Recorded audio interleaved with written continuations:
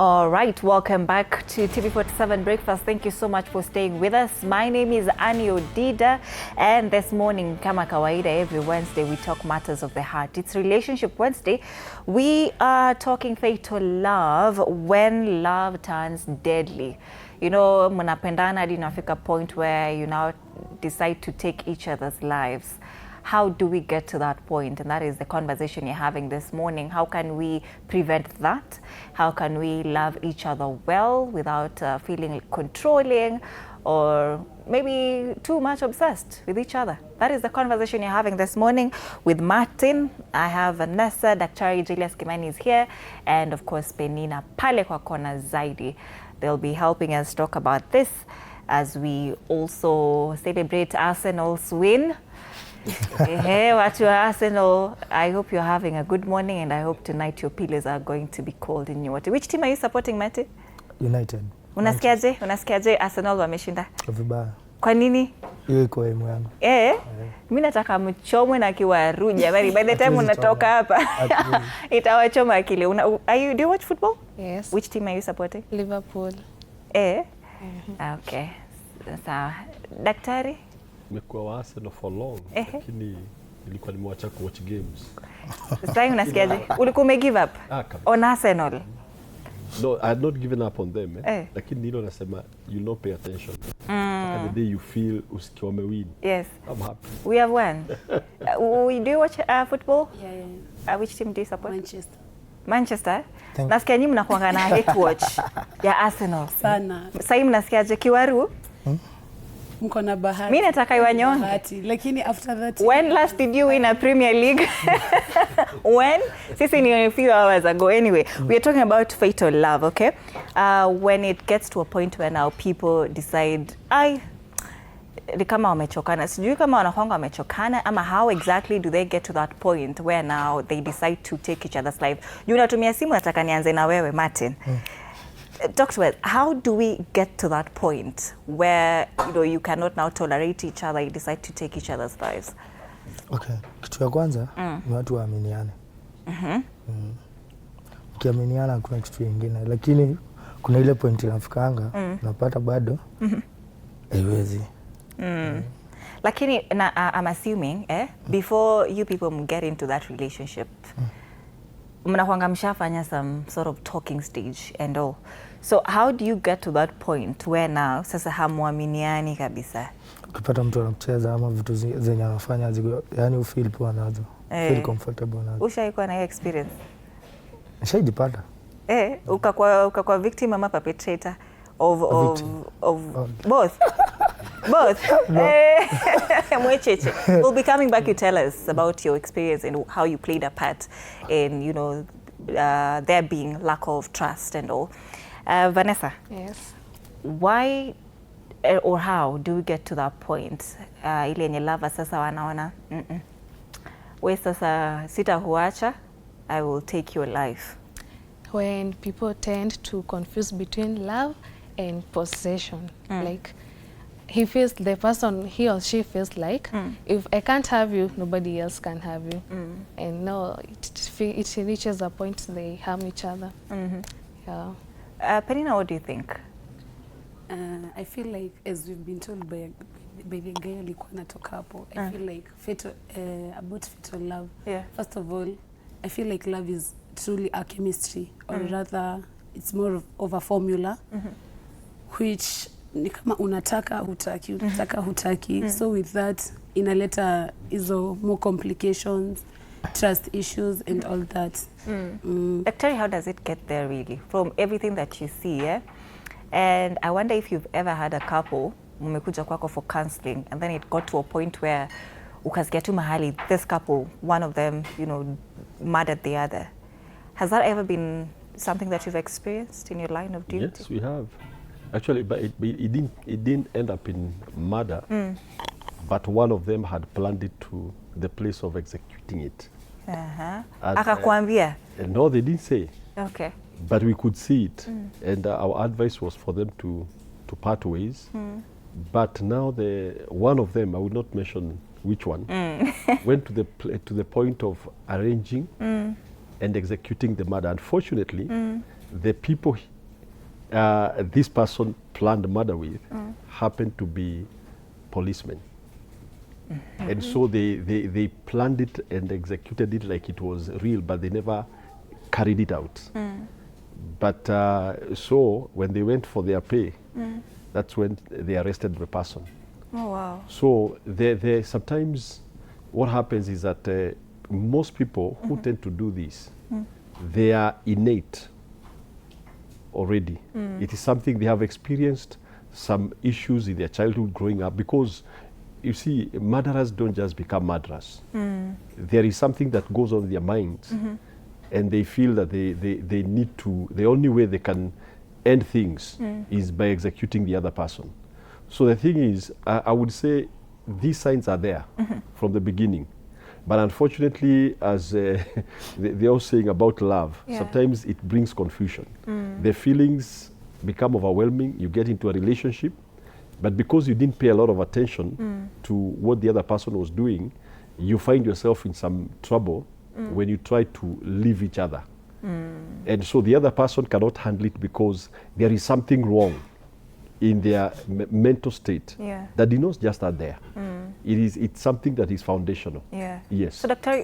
Why or how does it get to the point where now watu hawaelewani, as you know Martin puts it? Because I'm assuming, you know, venye tu nilisema, talking stage inakuanga hapo. You know, you get to know each other, you take each other on dates and all, you've lived together, you've cohabiting, if that's, you know, something that could be preferred by the couple. Then how does it get to the point where hawaelewani kabisa? You see, most of the people, it usually starts with, especially the person who is the abuser, starts with they have a control freak in them. They want to control everything. And you see, human beings naturally, we want our freedom. You don't want to get into a relationship to be tied down. You want a sense of freedom. So the moment this person begins to try to control, they control what you wear, they control what you see, they control where you go, the other person automatically will revolt because they didn't get into a prison.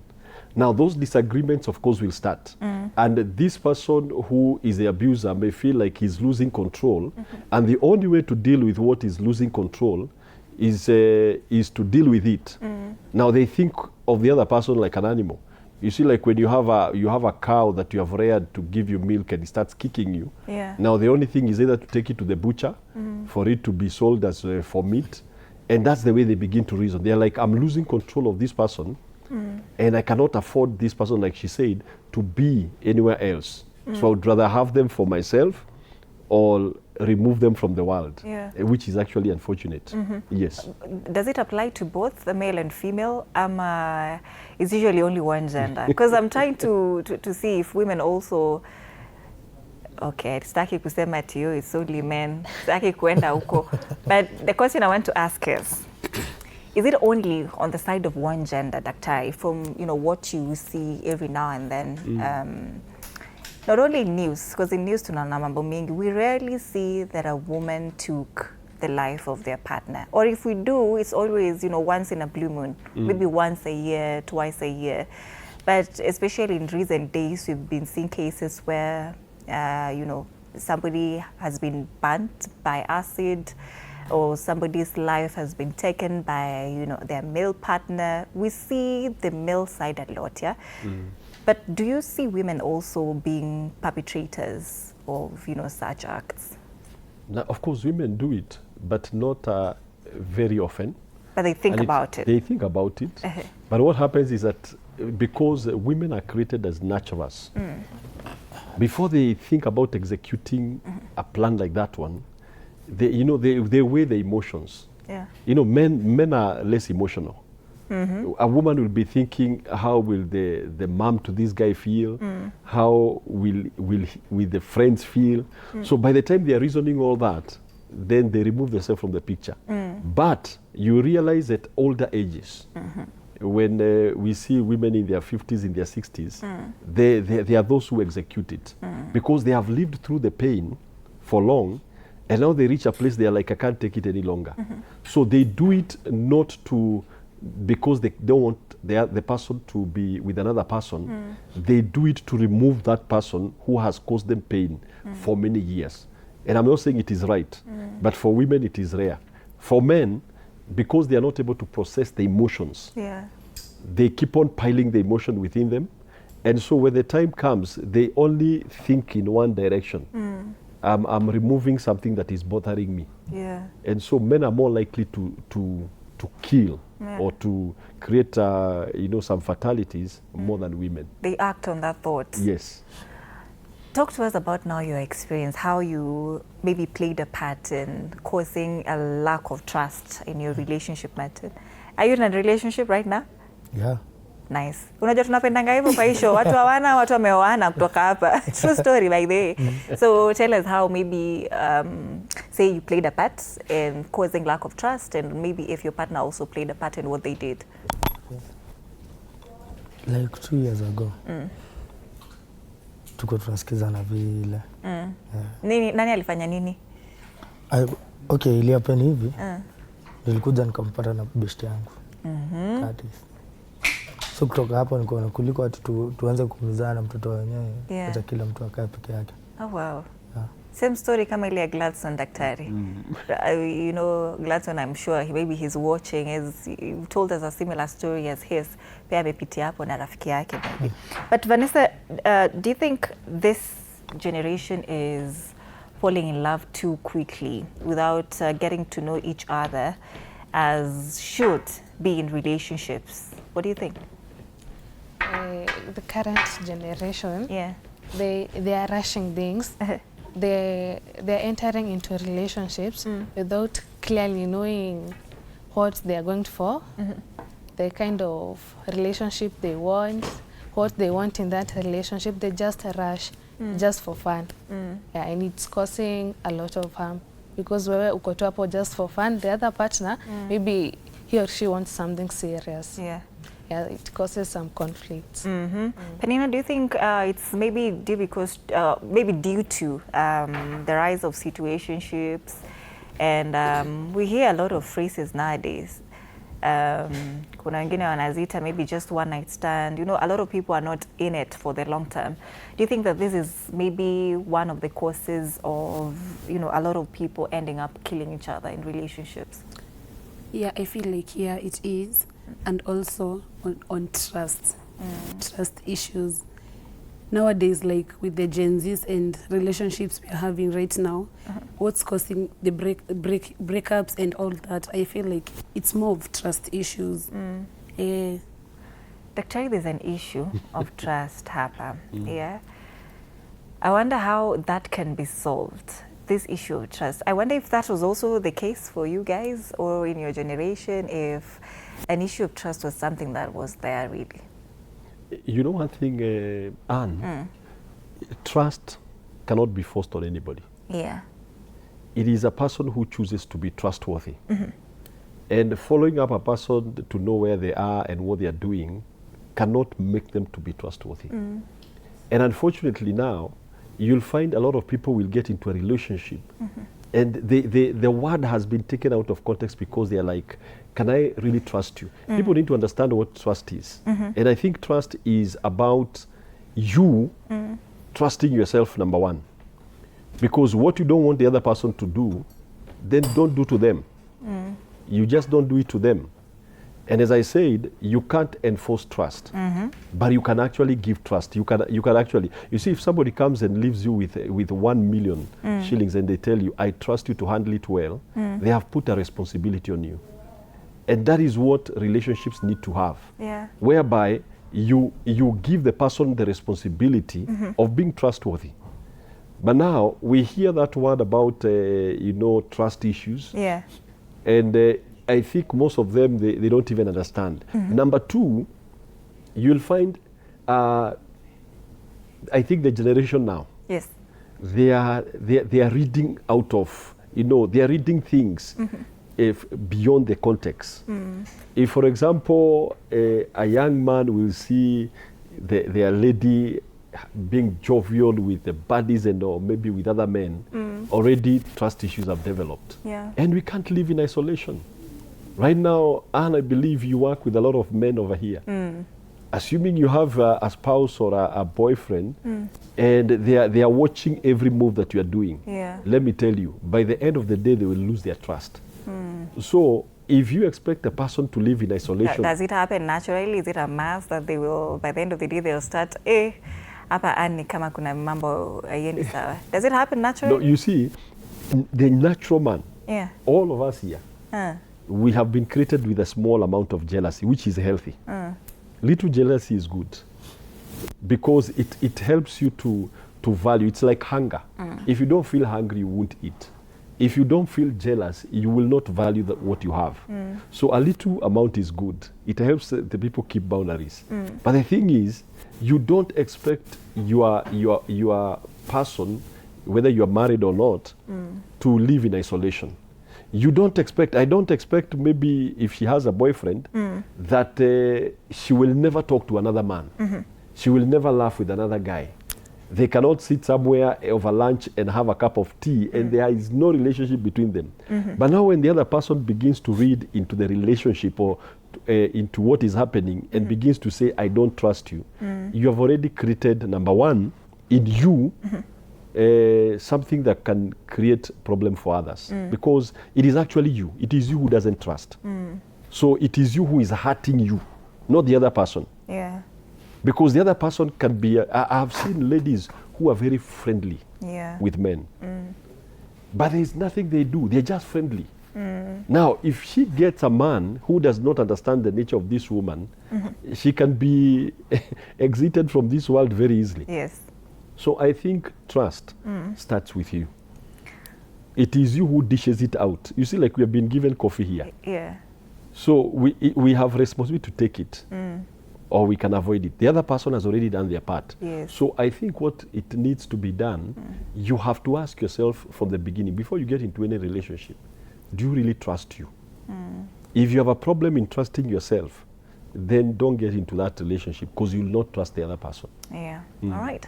Martin, you know they say that men don't know how to handle rejection. I don't know if you agree, kama wewe rejection is something that wewe unaweza handle.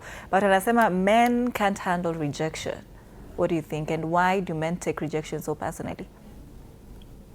Okay. Kwa hivi. Naona trust yako kwa mtu ndio kila kitu.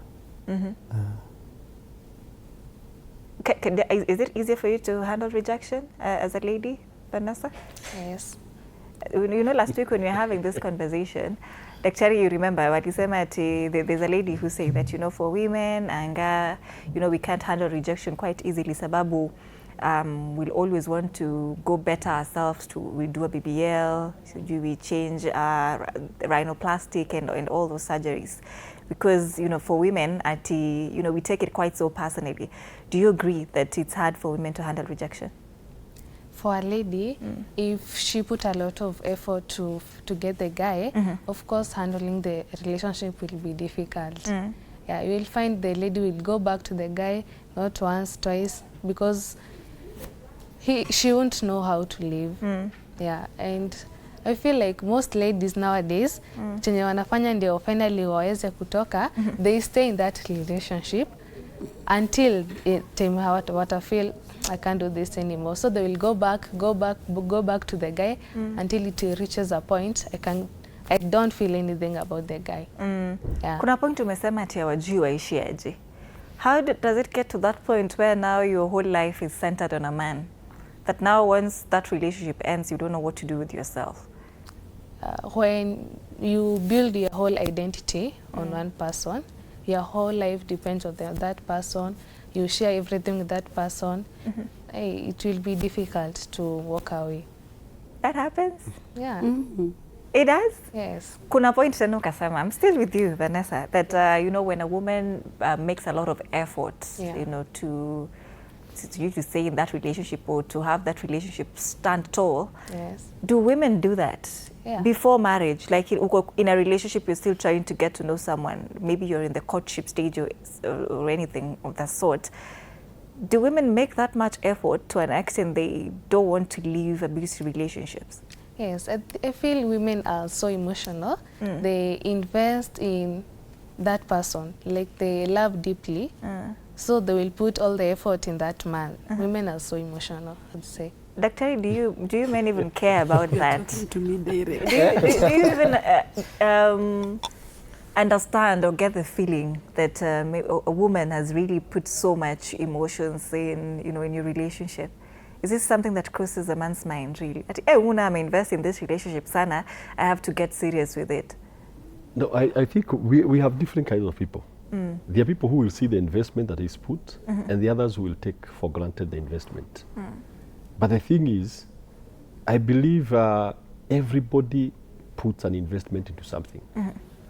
And most of the times what happens with human beings, we are self-centered.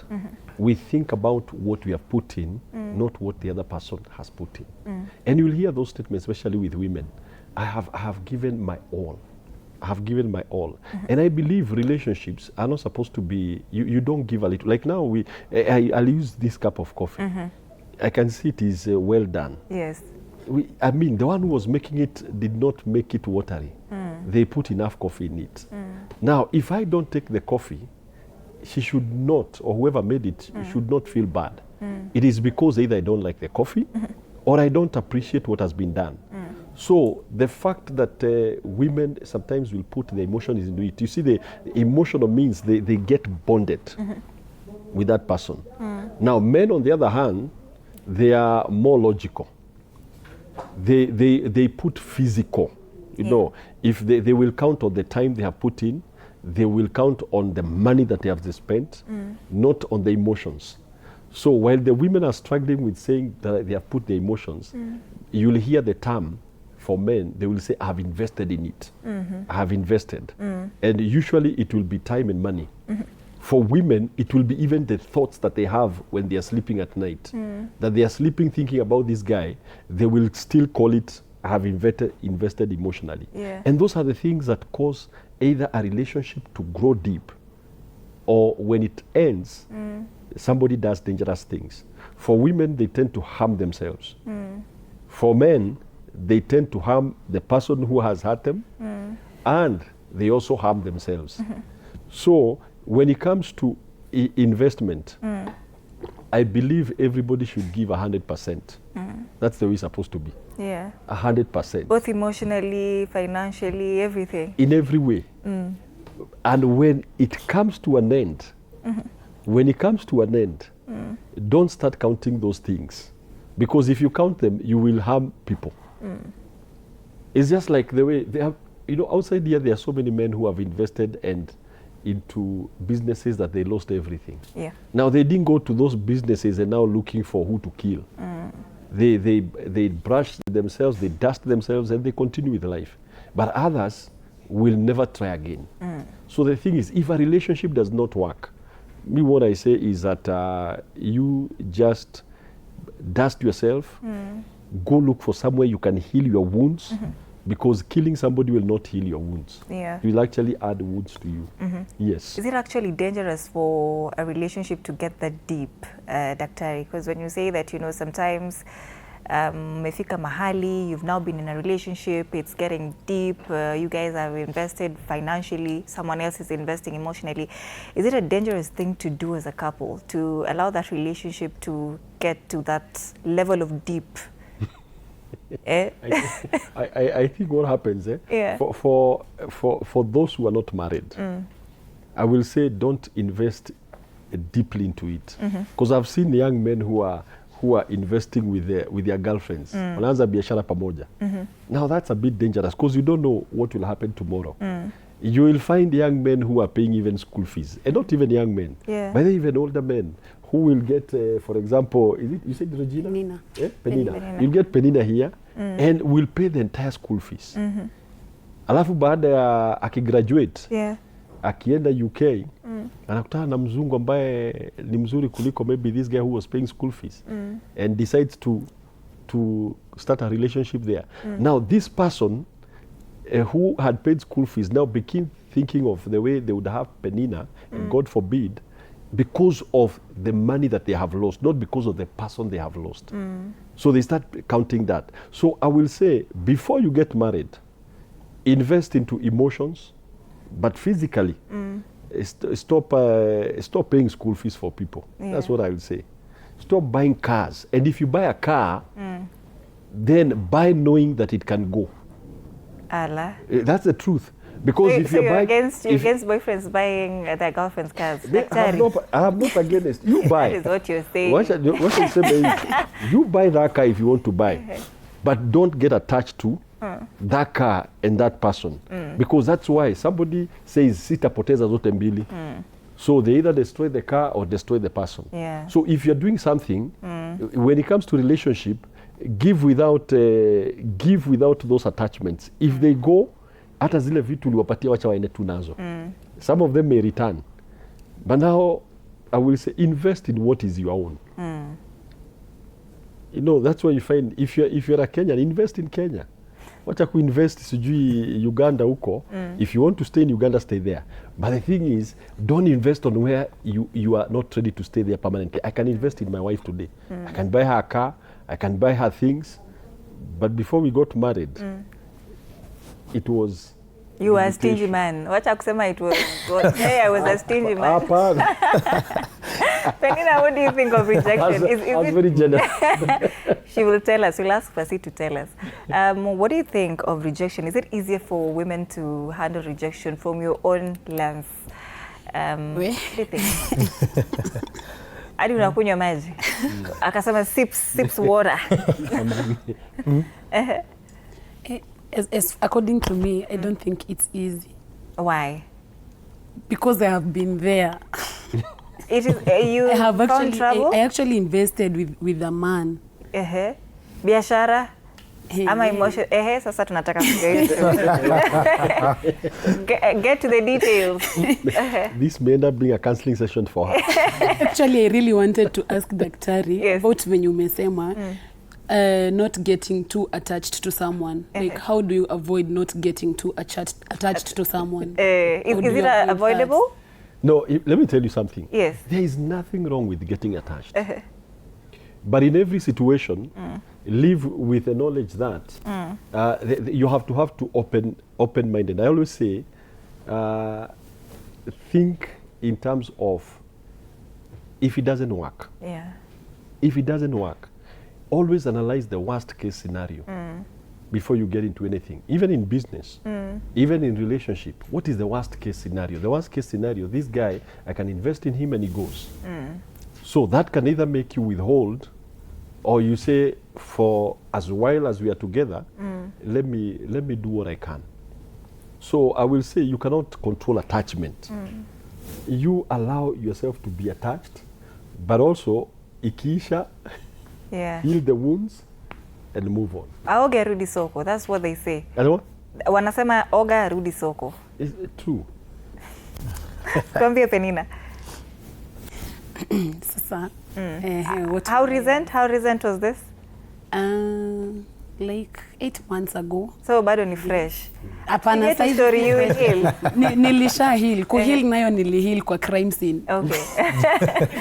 That is what Daktari is encouraging as well. Ama it was Vanessa. Vanessa. Okay. And I actually support that. I have been in a relationship, which actually I was in a relationship for more than 6 years. Started dating, I guess, 2020? Yeah, I guess. Tulikuwa tunaelekea hapo. And so, kukosana iko here and there, but literally I feel like Vanessa's point made sense. Heal kwa crime scene. You will go, wachane na yeye, then go back. You leave for like a week, leave for 2 months or something, give each other a break, alafu you go back. You going back, feelings bado zitakuwa tu zile. They will still be there and all that. So I feel like stay there mpaka uhil, mpaka usahau kabisa, because like right now, my ex is actually dating and I know he's dating. Yeah. And literally saizi hata nione any post, anything or something anywhere. I can't feel anything, like feel anything at all. Yeah. But before, as Daktari had said, ningemwona hata anaongelesha msichana. Ilikuwa an issue. Ulikuwa unasikia kiwaru? Literally, I really didn't want. Yeah. And also I feel like women are more of akona a very fragile heart than the men. Literally emotions zetu ziko hivyo venye daktari alikuwa amesema, like a man anaweza pile vitu zake alafu ikifika tu one day azinini zote once. But for a lady it's very different, especially when you are attached to that person. Kabisa. And especially when you have already started with investing na yeye and you guys are not yet married. What type of investment was this? We had started we were almost starting a business. Ilikuwa imeanza but haikuwa imeshika vile, but we were headed there. By investment I say maybe si lazima hata ikuwe investment ya biashara ama nini. Inaweza kuwa hata ni kitu umenunua huku mpata nayo or something like that. Hata fridge ni investment. Hata fridge ni investment. So mimi on my case like I found the guy here. Tukapanda sasa na yeye. So after tumepanda ikafika sasa mahali naona sasa wewe sasa you can go. It's not working anymore. Yeah. And now the question that I always have is when that happens in that case, you know, alikuwa hana fridge, hana microwave, hana TV, hana all this kind of things. And then now you help him buy these things. Do you go with these things ama unamwachia? As for me, mimi kama kuna kitu nilinunua, mimi niliwacha. Kitu the only ulinunua? thing I went for was my clothes, of which hata bado niliwacha zingine because niliendea tu kenye naona. Kenye naona acha tu ni bebe hii, like I really wanted kumtoa kabisa kwa kichwa yangu literally. So and by that maybe by you guys investing together, what if it's a joint something or something like that, you still have to leave it ama kitu kama hiyo ama mpelekane tu hadi mwisho. Financially, finance wise, is that what you're asking? Joint bank account? I believe there are some things that you will say, I will not leave. Because if you had agreed that you're starting a business together and you're 50-50 and you have the paperwork, I think there are legal steps that you can be able to take to acquire back. Zico actually. Because they have wasted their time. And you had those agreements. And that's why I say, if you are going to invest with somebody you are not married to, do it professionally. Because if you do it out of love, there is no way like her name would have imprinted itself on the fridge. You know, somebody can say, this fridge is mine. And there is no paper proof. Because probably you gave him the money and he bought it. So, and I'm not saying that you can't. But you have to be careful because some of these things are actually the ones that cause pain.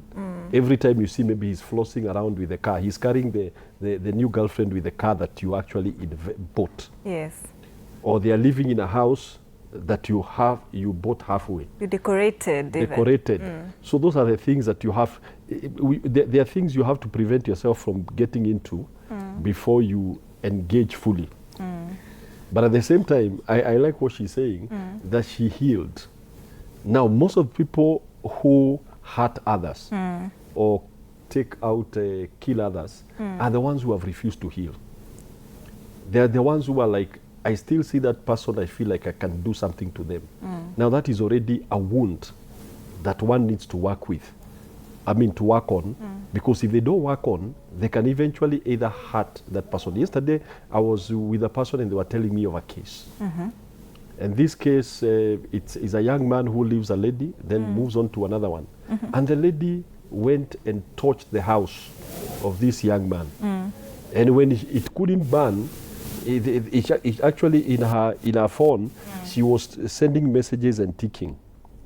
The fire was the first one. The second was there was a gun. So that means she was ready to kill this person. But if there was no intervention, today probably we'll be talking about a guy who is dead. So the thing is, if something comes to an end, look for a support system or counselors who can be able to help you through the pain. Because it is the pain that actually makes people hurt others. They can't handle the pain. They're like, I want to also hurt this other person. But if you can get people who can help you and watch around people who will tell you, siwezi fanywa hivyo, because that statement has made people do crazy things. Mi siwezi fanywa hivyo, kama ni mimi. They say hurt people. Yeah. Martin, Investing with somebody, is this something that you've ever done, to invest with your girlfriend? Yeah. Will you invest in what? Okay, tulikuja tukafungua duka kidogo hapo, tukachukua bike. For that, hiyo tu ndio ilikuwa. Mkaachana? Hizo vitu zikaenda na nani? That you invested in, the bike, the duka? Bike nilibaki nayo. Lakini details sio mimi niko nazo za hiyo bike, ni yako nazo. So it means ni katuni yake. So akitaka bike yake, she can still come back for it? Yeah. Would you give her? Siwezi mnyima, ndampatia. So that's actually a good woman. That's a good woman there. Zii. Unakataa? Amekuachia bike yake yenye inakupatia pesa hapa kule. Zii. Kulingana na venye niliona, itatuikae tu hivyo. So unakanga tu chini hivi, unajua when this lady akikujia bike yake, you'd give her without any fuss? Yeah. Duka nani akabaki na duka? Yeah, ni yako huko. Au kwa duka, so mkafanya 50-50. Na duka pia alifungwa na pesa yake? Tulitoania dosi kila mtu. So have you gotten back any, how do we call it, some sort of profit or money in the investment that you put? Have you gotten it back now that you're not actively on that business? No, hata kuna kitu tunashughulikana nayo hapa. Yeye alishakuachia bike hiyo, sasa ujipange nayo. Really interesting. Vanessa, investing with your boyfriend, is this something you've always done? Ama you've ever done? No, I've never invested. The only investment I do is emotionally. Only? I only invest emotionally. Umesema the only thing you bring to the table is emotions. Yeah. But would you do it? Would you invest emotionally? Yes. Would you invest emotionally? Would you invest financially with your boyfriend? Yes, if the person is someone trusted, someone I can trust and have faith in, I will. I can. Si daktari amesema hapa usijaribu, bado utaenda ufanye utaenda kuinvest. Daktari amesema hapa tusifanye hiyo mambo ya kuinvest na wanaume. Anyway, we have some feedback. I want us to read a few as we continue with this discussion. Amos Kenyatta anasema hakuna kitu kama toxic love wewe, lazima ukuwe na heshima. Okay, hakuna kitu kama toxic love wewe, hivyo ndiye anasema. Vincent Shembasta anasema ignorance, the moment you know that you're ignored, you do not matter, call it a relationship or call it quits. I don't know what you mean, Vincent, but you can clarify on that. Janet Shemo anasema when everything starts draining and irritating you and you feel you're not happy. Daktari, when is the right time to leave? I want us to pick up from this point here, Chemo. Anasema when everything starts draining and irritating you, and you feel you're not happy, yeah? So, say, it has gotten to a point where there's no trust anymore. You said something about control also being there. That what are these signs that we should be looking out for and say that, this is now not working, it might get deadly in the end?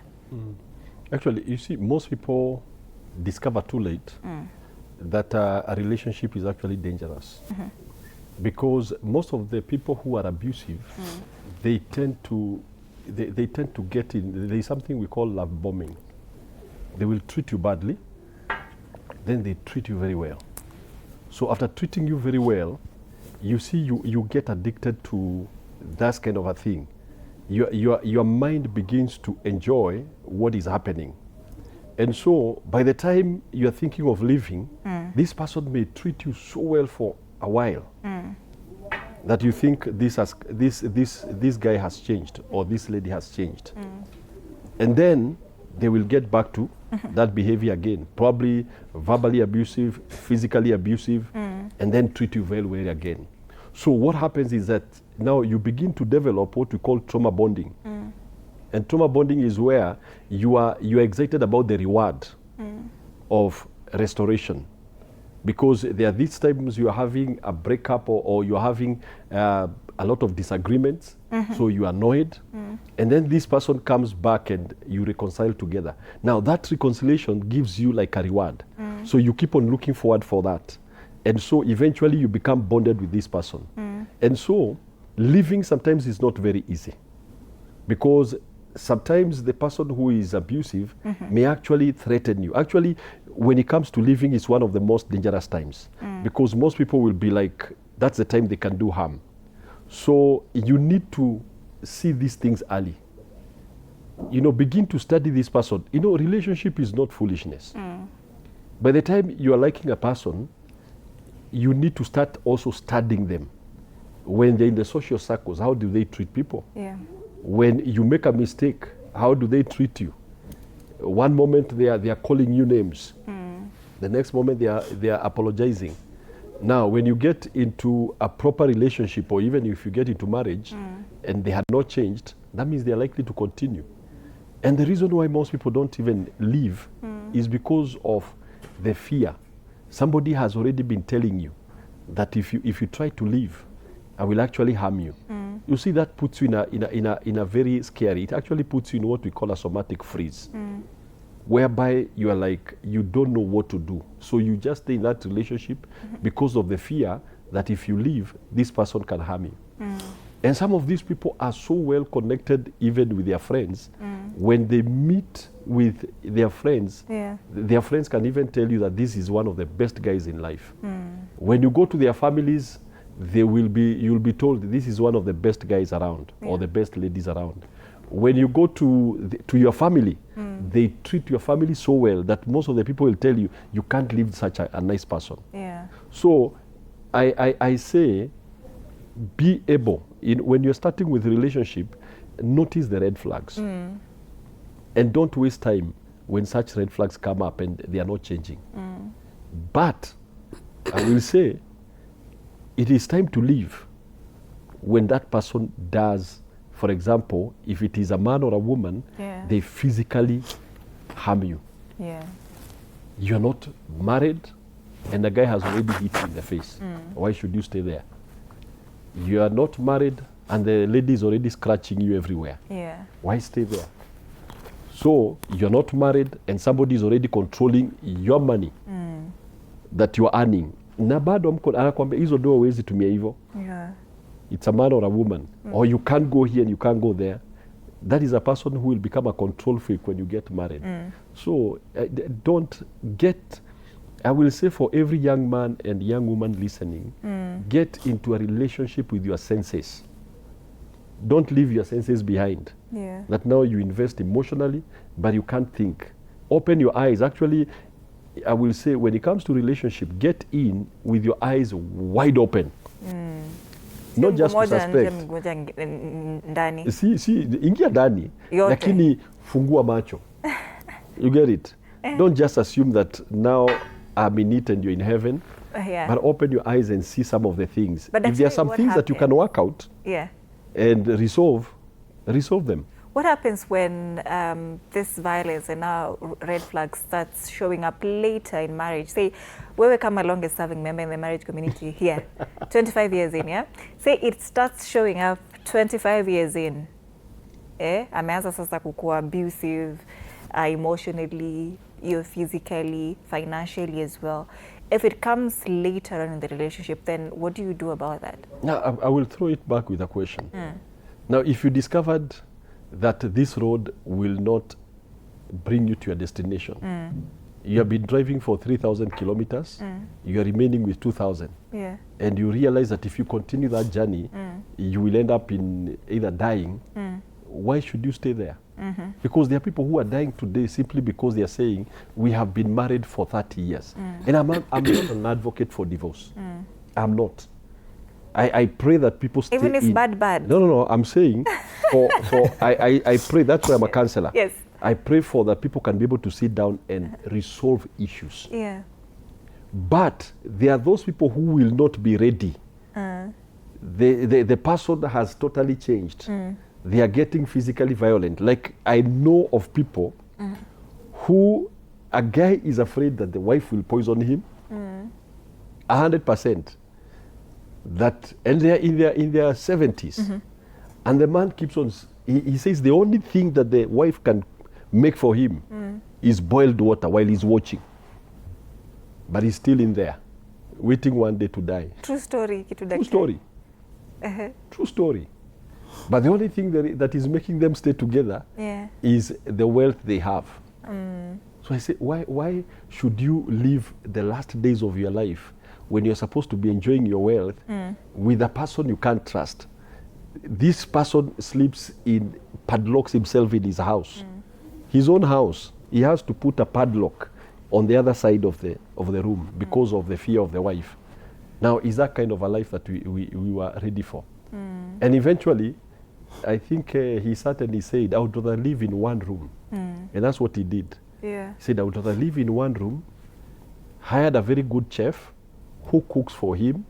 He wants to go to heaven, so he doesn't want to marry another wife.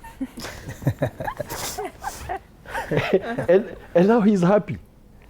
So the thing is, what I'm simply saying, is sometimes this thing of saying we have been together for 40 years is what is destroying us. Or we have children, and most they will tell you, young people who have been raised in abusive relationships, some of them wish that their parents parted ways, Right. because it affected them eventually. Yeah. So don't say that because of too many years. And I said, I'm not advocating for divorce, but don't die in it. Kama ni If you, mbaya. kama utajua utakufia hapo, Yeah. tafadhali to part ways, you can separate Yeah.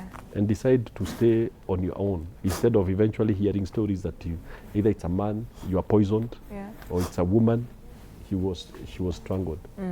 Penina, do you think a lot of people ignore red flags in relationships, and that's why maybe sometimes it gets to that point where people are now killing each other? I do.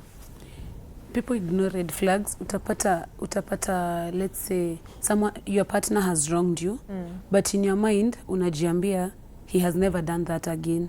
So maybe ata change, ama hatawaifanya hivyo tena. Ama I feel like people these days are starting to date with lack of understanding each other. Like, people do not understand each other in relationships. By that, I feel like Daktari will help me in that a lot of people get into relationships without understanding the each other, their partners. All right, Tio Tutarudi, maybe Daktari will clarify on that. But I wanted to ask, now that you also give us a little bit of a story on your former relationship, if there were some red flags that we come up Penina you saw and you ignored, because you talked about you kept going back. And that is a question that we've asked. Why do people keep going back in relationships that don't serve them, right? So why did you keep going back? Ukasema, oh, sometimes napita wiki, you guys are not talking, it's a month, you guys are not talking, and then you go back. Why do you go back? Hey, how will I put it? Mine was serious, like serious to a point, wazazi wako involved. Yeah. Unapata, like, we have issues, I'll call his mom, explain to him it is iko hivi na hivi na hivi, then the mom will call us, atukalishe hata hapo kwa meza, atuongeleshe and all that. But sasa it came to a point like you're even talking to the parent, and the parent is like, I really don't care sasa saizi. Ama unapata the guy is a mama's boy. So the mom will definitely support his son, you see, or something like that. So like mimi nilianza kuona all those like where the red flags. Sasa mimi niliona ndio nikaanza kujitoa. Sasa ikafika to a point by me saying nilihil kwa crime scene. Yeah.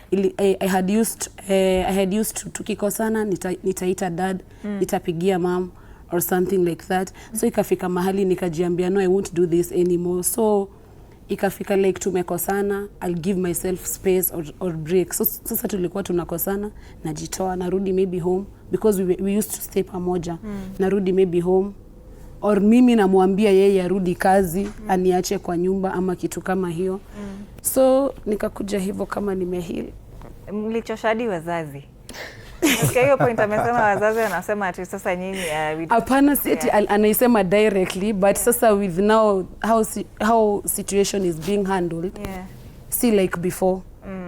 So like sasa, there was a time we were having a conversation on this set, Daktari. You remember we were talking, I don't know if it's the one you missed. We were asking, you were here, have you ever thought that labda wewe you were the toxic one in that relationship? Now I want to ask you that question. Do you think you played a part in one way or the other for that relationship to end? Yes, I did. Ulifanya nini? Since we won the tea, and that's why we have this show. That's what we are here for. sasa nilifanya ni guy. Sasa unajua labda anaona. Vizuri ni hakuna kwenye atakupeleka. The part of healing. Kutafuta unanipigia simu. So like actually mine was very weird. Very, very weird. Because siku tuliachana that day we like parted ways. Actually kuna mwingine sasa, the one now he's dating right now. Yeah. Siku tumeachana mi najua actually wameshamaliza like 2 months in a relationship ama 3 months. But I don't blame the lady at all. He was actually also healing on the crime scene. Sorry? Yeye pia alikuwa na heal on the crime scene. Ilifika mahali tukaambiana tupeane break. Like I need a break for a whole month or something like that. And I called my mom nikamwambia I'm coming home. Tumekosana hivi na hivi na hivi. And my mom have never introduced any other man to her. So she only knew that as my boyfriend.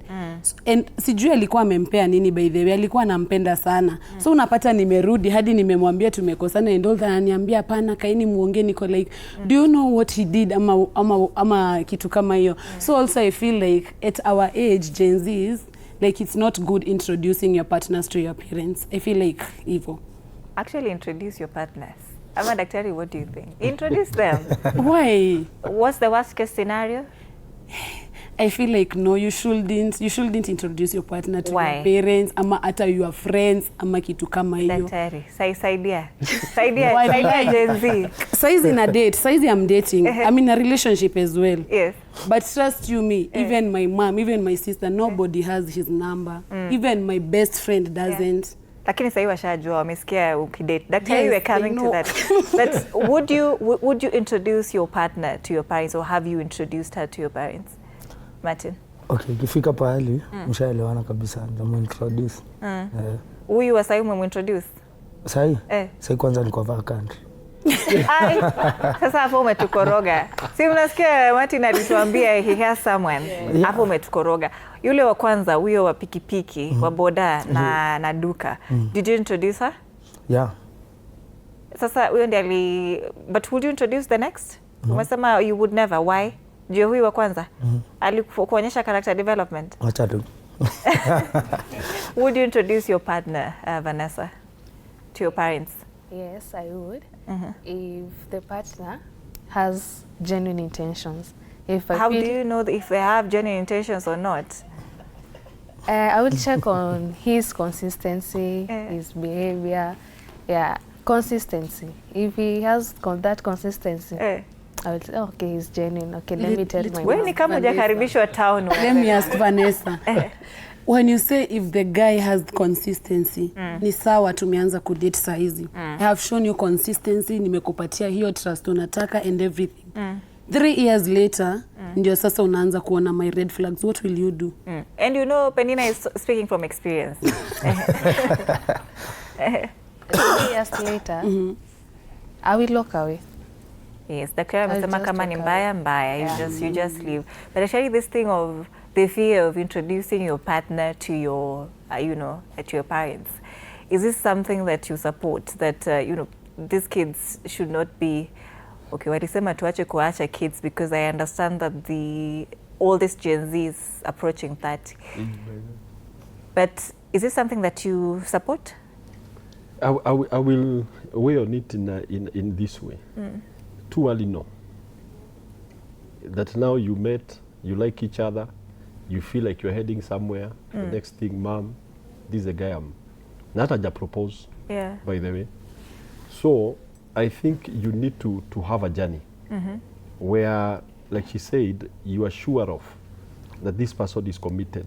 But don't introduce him or her as the person who they're marrying. Just first introduce friend. Because I believe parents, I don't know kama ni wasku hizi, but I believe parents have got another instinct. They're able to weigh on. They're able to tell you, be careful what I see. And sometimes it is good to ask, what do you think of this person? Or this guy or this lady? Because parents also have an instinct and they desire the best. Not very few parents want the bad for their kids. So they desire the best. So introducing them is okay. But in the first base, introduce them in the generalities. Go home with a lot of friends. And then ask them, what do you think about all these people? And you know, a parent can be able to tell 1, 2, 3. Now, the only time you introduce them to your parents officially is when they have said, I want to marry you, or now the girl has already agreed. That's what I did. The first time I took my wife home, we just went with like friends. I never told my parents my intention. I just said we in church together. And of course, I could see their reaction. They were very happy. This guy is at least keen on a direction. So the next time, when now we had dated like for 2 years, then I was like, I'm sure this is the girl I want to marry. I went back home again and I said, I think I have found a person. So those are the times that you need to. Now for her, you see now they were already living together. That's another story. So there is, hapo hakuna introduction. Hapo wazazi wameshajua. Wameshajua. But again, I will say to everyone that is listening, don't involve your parents too much in your issues. Because what happens, you already, and I'm not blaming her, because there are people who will want to find a solution. And when you are sick, you will definitely look for a solution. But I say don't involve your parents, because parents will always be biased. There is no way you will come and my son brings a young lady and now says the young lady is disturbing him. And I will begin to have negativity towards that person. So, and you don't come back and say they changed. Even if you say they changed, there'll still be a negativity. So I usually advise, look for serious people or a person who can advise you. Leave your parents out of it, because you will not be able to rub what you write in their minds concerning that partner. Ukianza na mabaya, hivyo ndio ina stick. Endelea hivyo. But I would wonder now what you would consider as red flags, Vanessa, for you in relationships.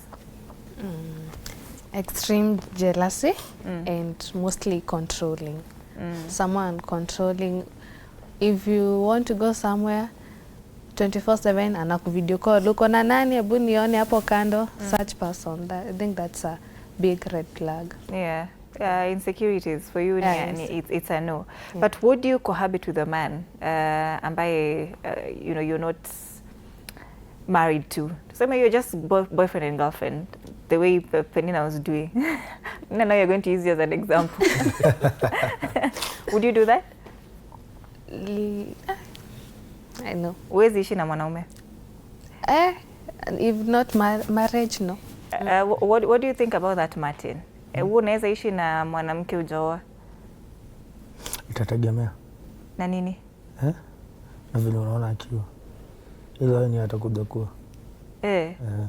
So unakaa na yeye akae kwake as you gauge how no, si kukaa kwake. Kukaa kwake zi. Mkae na yeye? Very interesting. But daktari,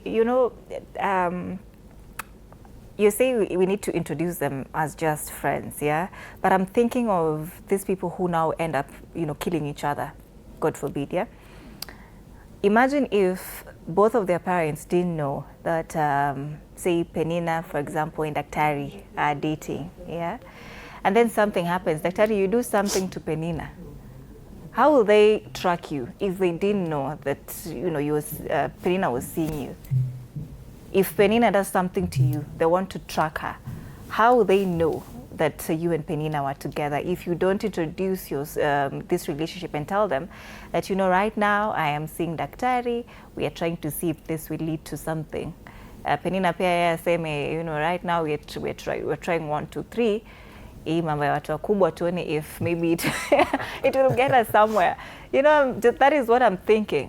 Just trying to tell your parents that we are together in case anything happens. Tuseme hata mtu amegongwa na gari pale kwa highway and the first person maybe the parents knows is their partners. What do you think about that, Dr.? What I say is we don't live in a vacuum.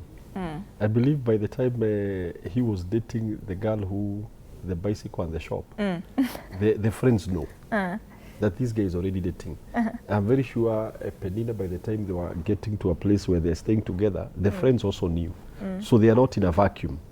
So I say for parents, you need, they also don't want to see, one day you're bringing this person, then the next thing you're telling them tuliwachana. You also take them through an emotional roller coaster because they hope for the best. So I say introduce your your partner when they have already made a commitment. You know, there's that time when somebody says, let us take this relation to another level, where now there is exclusivity. That's the time now to say, this is my special friend. Now the next level is when he has proposed and we are planning to get married. But now, of course, it is important to be accountable. And that's why we say friends are so important. When you're already getting into a dating scene and you have already committed, it is good to inform your friends that now we are with this person and we have taken it to this level. Otherwise, it's you generally introduce. You know, let me tell you, parents are very clever.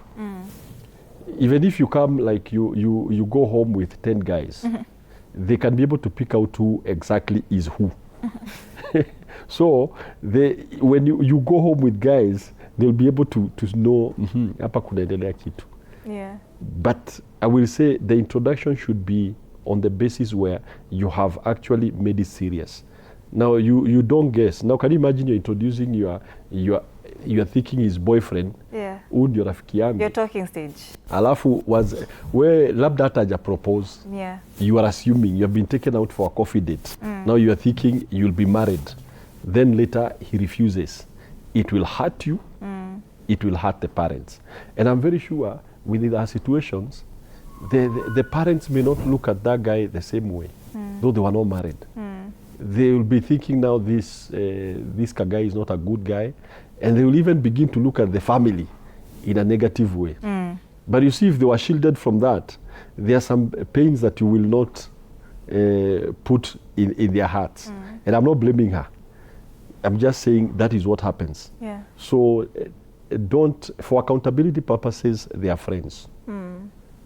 For parents, go there when it has become apparent that this thing is getting serious. Lakini daktari hapo ni kama sisi ujani convince with everything that is happening. Enda DCI, then you report to someone. Kona huyu. We are dating. Go report your relationship with DCI. In case of anything, I am anything, so and so. Yeah. All right.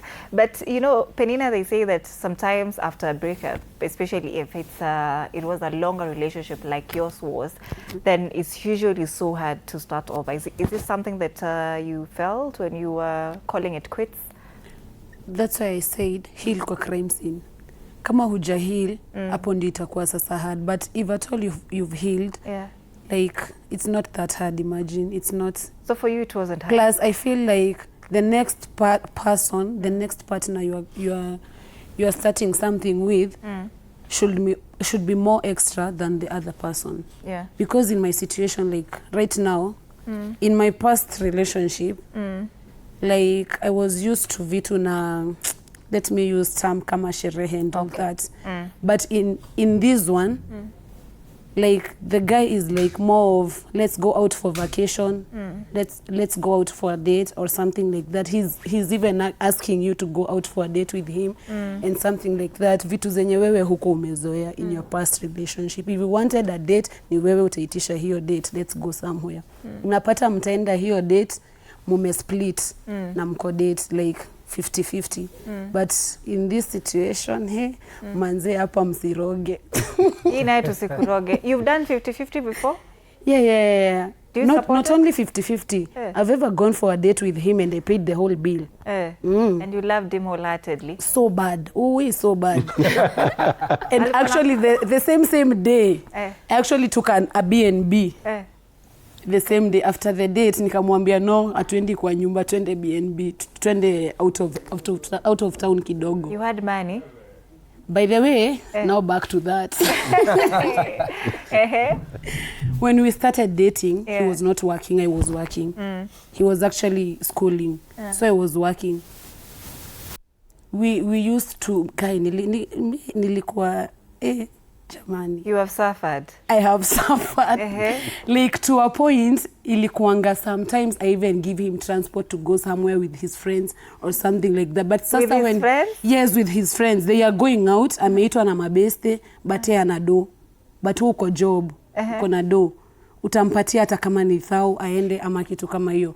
Now red flag nilianza mimi kuziona mtu akipata kazi. Hapo ndio nilianza kuona sasa my red flags. His red flags, yani. He never used to be a bad guy. Nimeanza kuona red flags I think 4 years later. Ndo nimeanza kuona the first red flag. Wewe ni kama tukupatia protection juu ukipita fari nje mtu anaweza kupiga. Manze handkerchief ikam. Watu watakupiga huko ngoto for what you're doing. Daktari, unasikia hiyo story kweli? So would you, because to me it looks like you're trying to build with this man from scratch, yeah? But you learned your lesson. Is it something that you would do again, building with a man? I cannot. Venye daktari amesema mpaka sasa aende kwa wazazi. And that's why I said I'm not introducing any other man to my mom.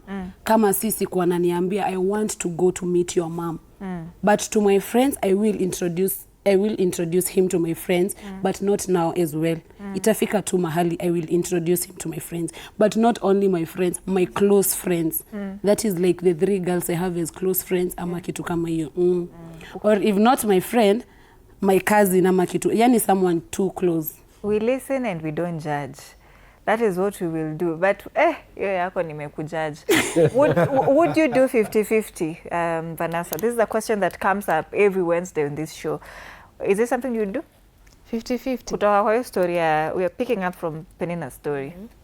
If nikianza kufanya 50-50 sasa na sijafika kwa marriage. You know, when I'm dating, I always date a long term. I'm like, okay, can I get to marry this person one day? If no, I can't date. If yes, I will try. Sasa nikianza kufanya 50-50 saa hii na ikifika marriage si itakuwa nafanya 80 anafanya 20. So no. Saa hii afanye 50-50, maybe in marriage. Yes. But sasa ukifanya hiyo 50-50, haikuangi eti nataka kufanya hii 50-50. Ni situation, unapenda mtu hana pesa, na wewe unataka kukaa hivi. Like unajua huwezi jinyima literally juu yake, na at the same time you guys are dating, you are in the same house. Sitaenda date peke yangu niache boyfriend yangu kwa nyumba all in the name of hana pesa, na mimi ninataka kukua outside. Penina, you gave a man money to go and sort himself with his friends. You should not be advising people about it. Yes, I did. I did, but I learned. And it's good to learn. But if the person has effort, like, okay, ni sama huna kazi, you are just there, huna anything. Are you putting effort? Yeah, the effort was there. Like if the effort is there, and the person, unaona, this person has a vision. In future, akipata kazi, hata kunyima. Daktari, I feel like for Penina, she's saying the effort was there, but the effort was there, yes. But this man wasn't seeing, Penina in his life long term. I wonder what goes on in the minds of, such a partner. I don't know what to say man, but such a partner, such a man, yeah? Wake sasa. Sio wangu.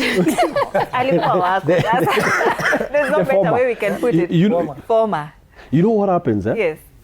For most men, the moment you show that you can foot the bill, they relax.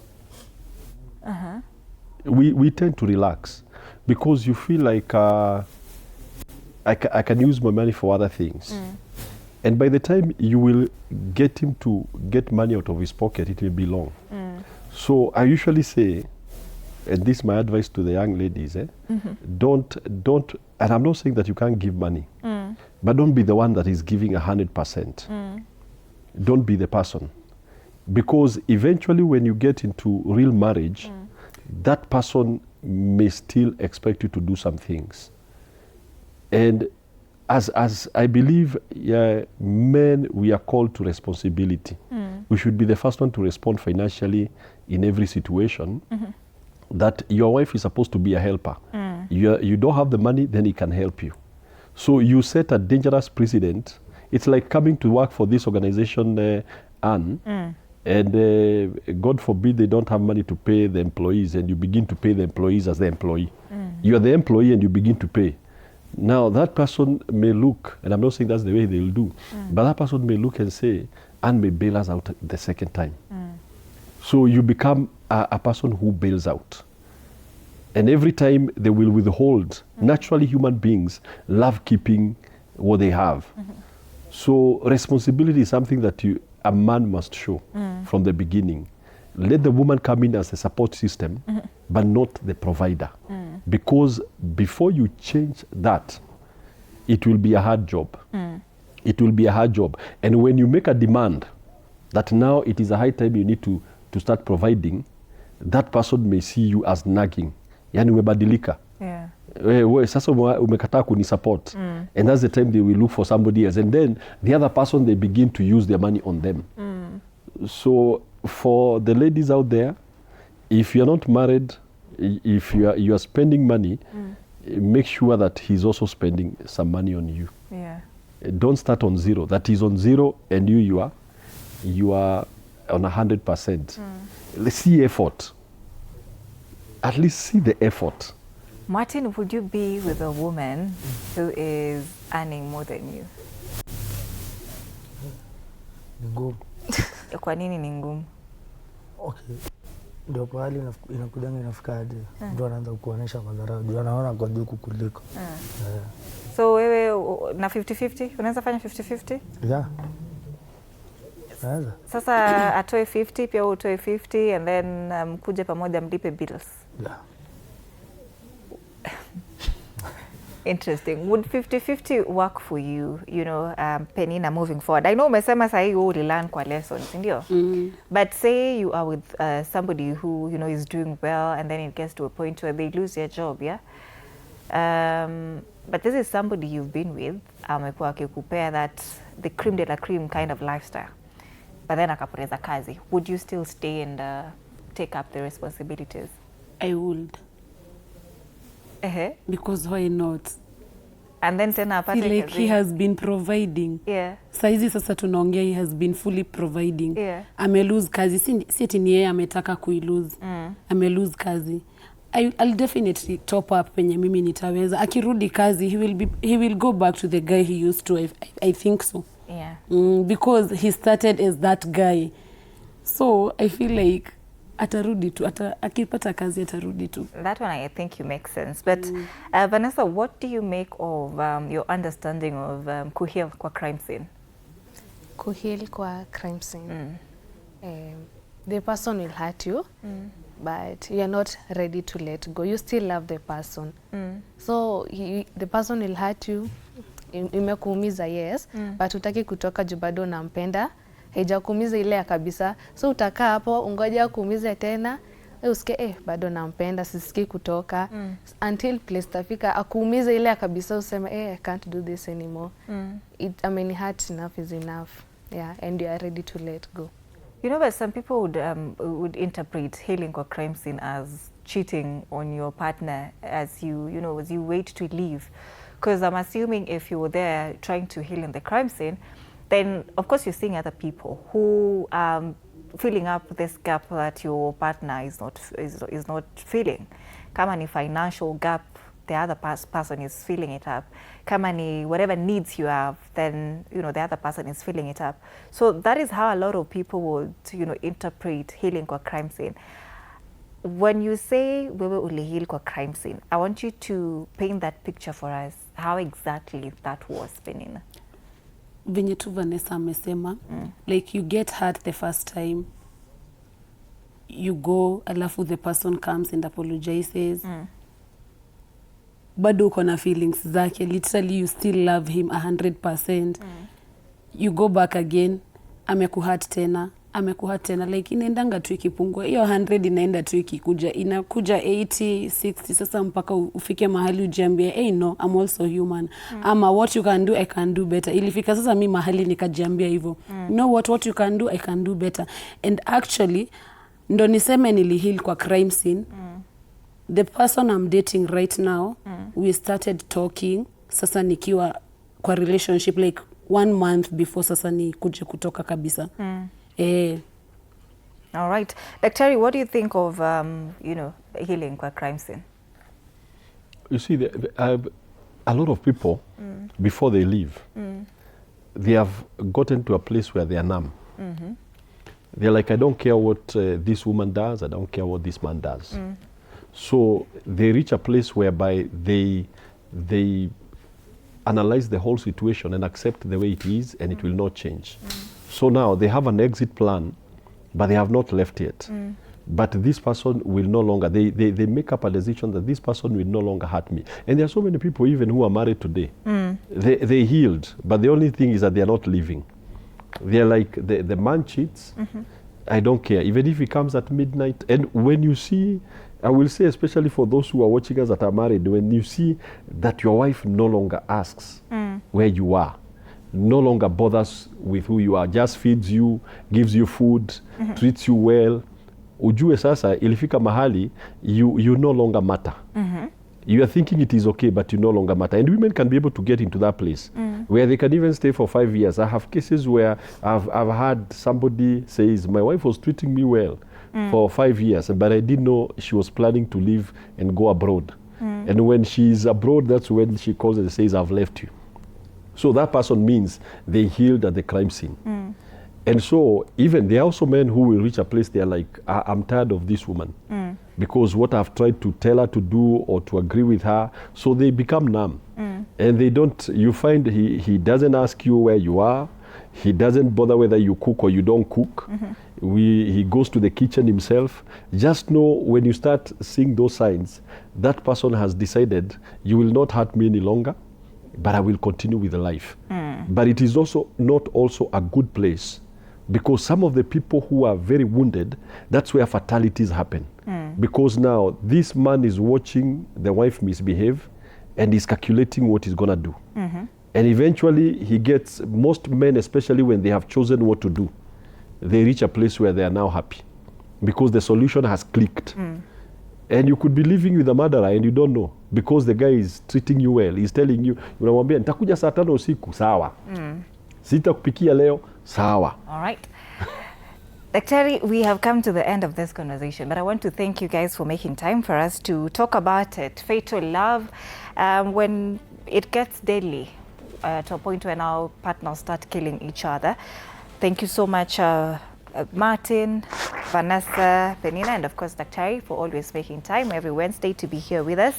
And let's continue this conversation on our socials, TV47 Kenya, on Facebook and on YouTube, on X at TV47 Digital. Be sure to tag me at Annie_Odida so that we can be able to sample your feedback online. Now, something interesting is happening tonight. We'll be hosting the Treasury CS John Mbadi to talk about matters Finance Bill 2026. Remember, the bill was tabled in Parliament later last month in April. As at now, it's still in the public participation stage, of course, before Parliament debates and possibly amends it ahead of June deadline. Remember, the deadline is always in June, before June 30th. And then that bill is assented by President William Ruto to become law by July 1st. Sasa, we are asking you, what would you like to hear from CS Treasury CS Mbadi as far as the Finance Bill 2026 is concerned? That will be happening tonight at the Chandaria Auditorium. Sheila Chelangat, alongside other very able journalists and news anchors and reporters, will be on that beat tonight. So keep interacting with us, and we'll be bringing you that later on in the evening. You're watching TV47 Breakfast. We close it as at now. My name is Annie Odida, and I'll see you tomorrow bright and early. Good morning. Enjoy the rest of your viewing.